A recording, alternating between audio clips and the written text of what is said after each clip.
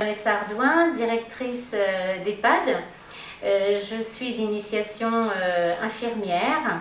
J'exerce ma mission de directrice depuis maintenant 7 ans dans la Loire-Atlantique.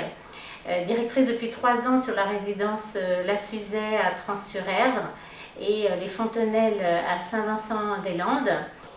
Clairement, ce qui nous manque aujourd'hui, c'est le contact physique et c'est cette communication physique exprimée sur le visage.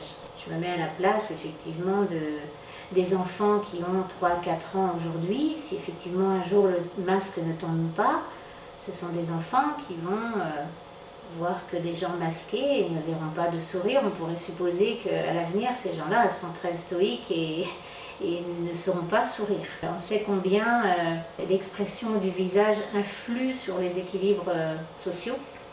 Cette rupture de communication de bas de visage est terrible parce qu'effectivement, ça vient nous heurter dans nos ressentis et dans nos communications, dans nos relations aussi. Pour moi, c'est pas anodin qu'on ait mis tout le monde à l'arrêt à un moment donné.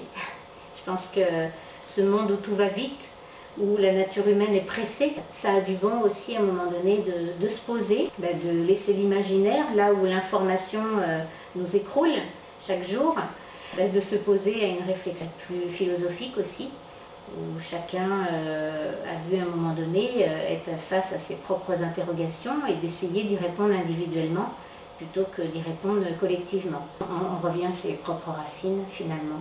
Et moi j'ai pu mettre en avant ce mode de vie transmis par mes grands-parents, par ma grand-mère qui est vietnamienne, qui est partie aujourd'hui, mais qui m'a transmis cette philosophie aujourd'hui d'adaptation au changement.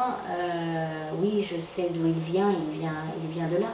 Donc, nous devons nous adapter à ce changement sans même en juger, puisque là c'est effectivement ciblé, mettre en avant une énergie positive et de se dire que voilà, si nous vivons ça, c'est que nous en sommes capables, et si nous vivons ça, c'est qu'on doit passer par là pour aborder une nouvelle ère, une autre vie, d'autres ères de changement. Ce temps d'arrêt n'est pas anodin et on doit s'en servir. C'est une expérience, alors certains diraient une montagne à franchir, mais il y a certainement quelque chose derrière la montagne à créer, ça c'est sûr.